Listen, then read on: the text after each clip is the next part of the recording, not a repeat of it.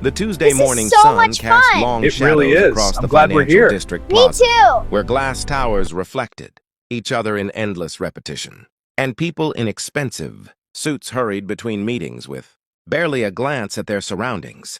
It was the kind of place where everything moved fast and everything cost money, where the homeless were quickly moved along by security and children were rarely seen except on weekends with their investment banker parents, which made the little girl particularly noticeable. She sat on the edge of a concrete planter, her legs dangling, not quite reaching the ground. She couldn't have been more than 4 or 5 years old, with blonde curls that caught the morning light and serious, blue eyes that watched the passing crowds. She wore a light blue dress that had once been nice but was now dirty and torn at the hem, showing stains that spoke of many days without washing. Her small hands clutched something, turning it over and over with the focused attention children bring to objects that fascinate them. To passers-by who bothered to glance at her, she looked like just another sad case. A child with a neglectful parent somewhere nearby, or worse, abandoned entirely. None of them stopped. This was the financial district. Everyone had somewhere important to be. The little girl didn't seem to expect anyone to stop. She just sat there, occasionally looking around as if waiting for someone. Her expression patient in the way of children who'd learned early that waiting was simply part of life. Then a man in a gray suit came walking quickly across the plaza, his attention on his phone, already late for a meeting he couldn't miss. He didn't see the little girl until he was almost past her, and he definitely didn't notice when something fell from his pocket and landed on the concrete with a small plastic click. But the little girl noticed. She watched as the man disappeared into the nearest building, then slid off the planter and picked up what he'd dropped. It was a card. Black, sleek, with gold lettering and a chip embedded in its surface. The kind of card that even someone as young as she was could recognize as important. The little girl studied the card for a moment, turning it over in her small hands. Then she looked in the direction the man had gone, her expression thoughtful. Most children that age might have kept the card, not really understanding what it was, but knowing it seemed valuable. Or they might have ignored it entirely, more interested in toys or games. But this little girl did neither. She climbed down from the planter, clutching the card carefully, and walked toward the building where the man had disappeared. Inside the lobby, everything was marble and glass and expensive-looking furniture. A security guard sat behind a large desk, and he looked up with immediate suspicion when he saw a dirty child walking in alone. "Hey, kid," he said, standing up. "You can't be in here. Where are your parents?" The little girl stopped, looking up at him with those serious eyes. "I need to find someone." "A man dropped this?" She held up the card. The security guard's eyes widened when he saw what she was holding. "Where did you get that?" "Outside. He dropped it and I want to give it back." The guard came around the desk, reaching for the card. "I'll take care of it. You need to go back outside now." But the little girl stepped back, holding the card against her chest. "No, I need to give it back to him myself. He might need it." "Kid, seriously, you can't be in here. Just give me the card and—" "Is there a problem, Tom?" Both of them turned. A man in his late 30s stood near the elevators, briefcase in hand, looking at the scene with raised eyebrows. He had brown hair, sharp features, and the kind of presence that came with authority. "Mr. Harrison," the guard said quickly. "This kid just walked in off the street. She's got a credit card. Says she wants to return it to whoever dropped it." The man, Harrison, looked at the little girl with interest. "Can I see the card?" The girl studied him for a moment, as if assessing whether he could be trusted, then held it out so he could see it without taking it. Harrison's expression changed immediately. "That's a Centurion card. Invitation only, no spending limit." "Tom, this is serious. Whoever lost this is probably panicking right now." He crouched down to the little girl's level, his voice gentler. "Can you tell me what the man looked like?" "The one who dropped it?" The little girl thought carefully. Tall, gray suit, brown hair. He was on his phone. "He went into this building." "That could be a lot of people," Harrison said. "But with a card like that—" "Tom, check the directory. See who we have in the building that would qualify for a Centurion." "Already on it, sir." Harrison turned back to the girl. "What's your name?" "Emma. Emma, I'm Graham." You did a very good thing, finding this card and trying to return it. Most people would have just kept it. It's not mine, Emma said simply, as if this was obvious. No, but it's worth, well, a lot. You could have used it to buy things. That would be stealing. Graham smiled. You're right. It would be. How old are you, Emma? 4.5. And where are your parents? Emma's expression closed off slightly. My mama's looking for work. She said to wait by the planters and she'd come back. Graham exchanged a glance with Tom, a 4-year-old, alone in the financial district, waiting for her mother who was out looking for work. The picture was becoming clearer and sadder. Mr. Harrison, Tom said, I've got 3 possibles. Richard Chen on the 15th floor, Michael Stewart on 22, and James Whitmore on 34. Call them, Graham said. Ask if they're missing a Centurion card. While Tom made calls, Graham stayed with Emma. She was extraordinarily composed for such a young child. But he noticed the way she held herself very still, as if trying not to take up too much space. The way her eyes tracked every movement, alert for danger. These were the behaviors of a child who'd learned to be careful, to read situations, to protect herself. Emma, when did you last eat? Graham asked gently. She thought about it. Yesterday. Mama got us sandwiches from the church. Graham felt his chest tighten. Are you hungry now? A small nod. Tom, who's checking in? All 3, sir. They're coming down to check. Good. Emma, let's sit over here while we wait for the man whose card this is. Would you like some juice or something while we wait? Emma nodded again. And Graham went to the small waiting area where there was a water cooler and, thankfully, a vending machine. He bought apple juice and a package of crackers, bringing them back to Emma. She took them carefully, as if afraid they might be taken away, and drank the juice in small, controlled sips. She was about to open the crackers when the elevator dinged and a man in a gray suit emerged, looking harried. That's him, Emma said immediately. The man, James Whitmore, according to the building directory, looked around the lobby frantically. Tom, thank God you called. I've been tearing apart my office. I need that card for a transaction this afternoon and... He stopped when he saw Emma holding up the black card. You're the girl? Whitmore asked, his voice incredulous. Emma nodded. You dropped it outside. I wanted to give it back. Whitmore took the card, checking it quickly to make sure it was really his, then looked at Emma with something like wonder. You found this and brought it back? Do you have any idea what you could have done with this card? It's not mine, Emma said for the 2nd time. I can't use what's not mine. Whitmore laughed, a sound of relief and disbelief mixed together. You're about 4 years old and you have better integrity than half the people in this building. Thank you. Seriously, thank you. He pulled out his wallet, extracting several $20 bills. Here, for being so honest. But Emma just looked at the money without taking it. I didn't do it for money. I did it because it was the right thing. Graham, who'd been watching this exchange, felt something shift in his chest. He'd spent 15 years working in finance, had seen every kind of greed and corruption, had watched people sell out, their principals for far less than an unlimited credit card. And here was a 4-year-old child in a dirty dress, refusing a reward because she'd done the right thing for its own sake. Emma, Graham said, Mr. Whitmore is trying to thank you. You don't have to take the money, but he wants to show his appreciation. Okay, Emma said. Can he give the money to my mama instead? She needs it more than me. Your mother? Whitmore asked. Where is she? Looking for work. She said to wait by the planters. Whitmore exchanged a glance with Graham, and Graham could see the same concern reflected there that he felt. Emma, Whitmore said, I'd like to help your mother, but I'd also like to do something for you. You returned something very valuable to me. What can I give you? What do you want?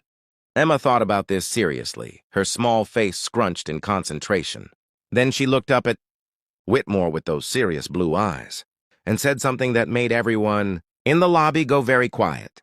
Can you help my mama find a job? She's very smart and works very hard, but nobody will hire her because we don't have a house, and she doesn't have nice clothes.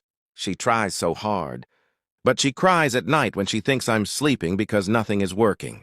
If you could help her get a job, that would be the best thing. Better than money, because then she wouldn't have to cry anymore.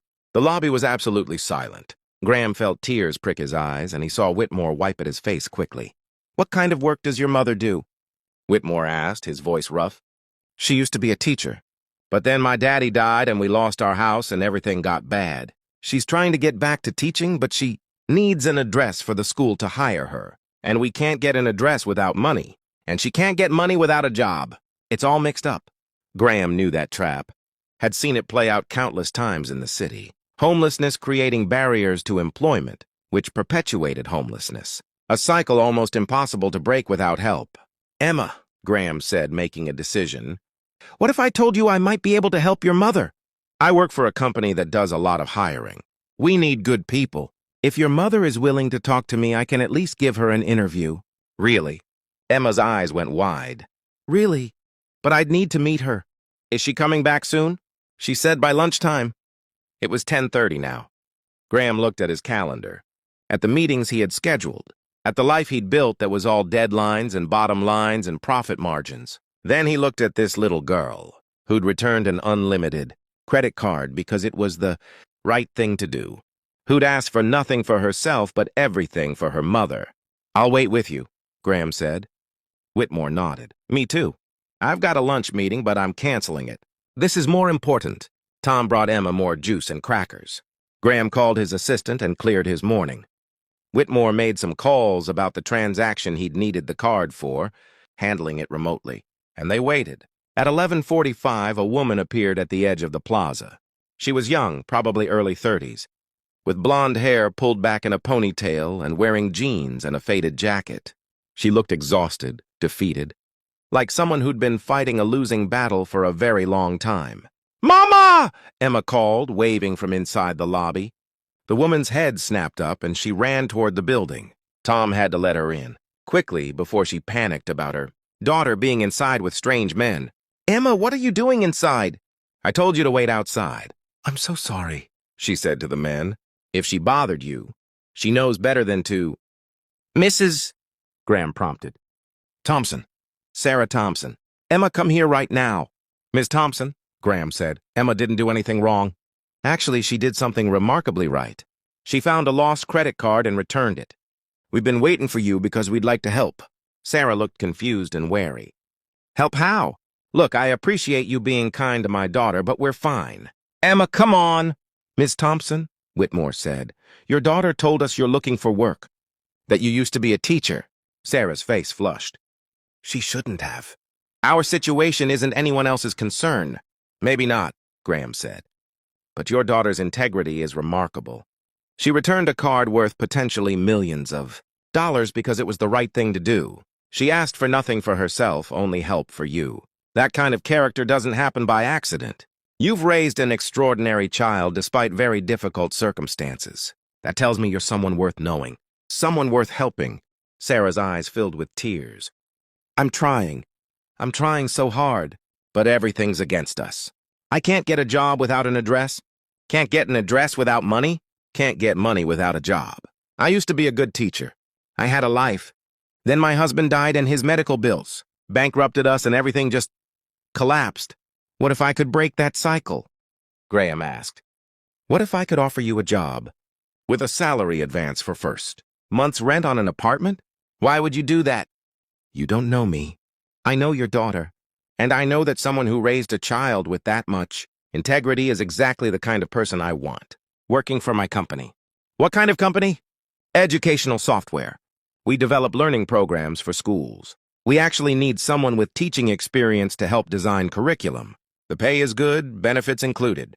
And we have emergency housing assistance for employees in transition. Sarah stared at him. This is a joke. Things like this don't happen. They do, Whitmore said. Sometimes when you do the right thing, good things come back to you. Your daughter did the right thing. Let us do the right thing back. Sarah looked down at Emma, at her small daughter who'd somehow found a way to help when Sarah had run out of options. Is this what you want, baby? For Mama to take this job? I want you to stop crying at night, Emma said simply. Sarah broke down then, crying in the lobby of a financial building, while her 4-year-old daughter patted her hand and told her it would be okay. Graham gave her time to compose herself, then got her contact information and arranged for her to come to his office the next day for a formal interview. Whitmore added a significant sum to the offer, insisting it was only fair given what Emma had saved him in stress and potential financial complications. 3 weeks later, Sarah started her new job. The company advanced her enough for an apartment deposit, and Graham personally guaranteed her lease. Emma started preschool at a good program near their new home, with tuition covered by the company's education benefits. Graham visited them sometimes, checking on how they were settling in, bringing Emma books and toys, helping Sarah navigate the professional world she'd been separated from for so long. 6 months after that day in the plaza, Graham and Sarah were having coffee while Emma played at a nearby park. They'd become friends over the intervening months, their relationship growing beyond employer and employee into something deeper. "Can I tell you something?" Sarah asked. "Of course." "I almost didn't come back that day. I'd spent all morning being rejected from jobs, being told I wasn't qualified, or didn't have the right experience, or didn't fit what they were looking for. I was thinking maybe Emma would be better off without me. Maybe she should go into foster care with a family that could actually take care of her." Graham felt his stomach drop. "Sarah." "I know. I wasn't thinking clearly. Depression and desperation do terrible things to your mind. But then I came back and there was my daughter, somehow making miracles happen with nothing but her honesty and good heart. She saved both of us that day." "She's remarkable," Graham agreed. "She gets it from her father," Sarah said. "He was the most honest, kind person I've ever known. He would have loved that she returned that card, that she asked for nothing for herself. I'm glad I met her, both of you." Sarah looked at him, something shifting in her expression. "Graham, why did you really help us? There had to be hundreds of qualified applicants for that position. Why take a chance on a homeless woman with a gap in her resume?" Graham thought about his answer. "Because I'd spent 15 years in finance watching people compromise their integrity for money, watching good people become hard and cynical. And then I saw a 4-year-old child with an unlimited credit card in her hands, and she wanted to give it back because it was the right thing to do. It reminded me that character still exists, that it matters. And I wanted to be part of protecting that, nurturing that, making sure Emma grows up knowing that her integrity wasn't misplaced. You did more than that. You saved us. You saved yourselves. I just provided an opportunity." Sarah reached across the table and took his hand. "Thank you for everything." Graham held her hand. This woman who'd fought so hard for her daughter, who'd raised a child with extraordinary character despite impossible circumstances. And he thought about how one small act of honesty had led to all of this: a job, a home, a friendship, and maybe, if he was very lucky, something more. 2 years later, Graham and Sarah were married in a small ceremony with close friends and family. Emma was their flower girl, taking her responsibilities very seriously, walking down the aisle with careful steps and a huge smile. At the reception, Whitmore stood to make a toast. He'd become a friend over the years, invested in Sarah's career development and Emma's education. 2 years ago, Whitmore said, I dropped the most valuable thing I owned on a sidewalk and didn't even notice. A 4-year-old child found it, and instead of keeping it or using it or selling it, she tried to return it. That simple act of integrity set off a chain of events that changed multiple lives. It gave Sarah and Emma a fresh start. It gave Graham a family he didn't know he was missing. And it reminded me that character, real, genuine character, is the most valuable thing any of us can possess. To Emma, the little girl with the big heart. May we all learn from her example. Everyone raised their glasses, and Emma, now 6½, beamed with pride. The black card that started everything sat framed in Graham's office now, a gift from Whitmore as a wedding present. Not because it was valuable, though. It was, but because it represented something more important than money. It represented the moment when doing the right thing led to everything changing. When a child's honesty reminded adults what mattered. When kindness was repaid with kindness, and a cycle of poverty was broken by a simple act of integrity. Sometimes the most valuable thing you can find isn't a credit card or money or possessions. Sometimes it's the courage to do what's right even when it's hard. Even when you have every reason to take the easy path. Sometimes it's the wisdom to recognize character when you see it, and the generosity to reward it. And sometimes, when you're very lucky, it's the family you find in unexpected places, the love that grows from small AC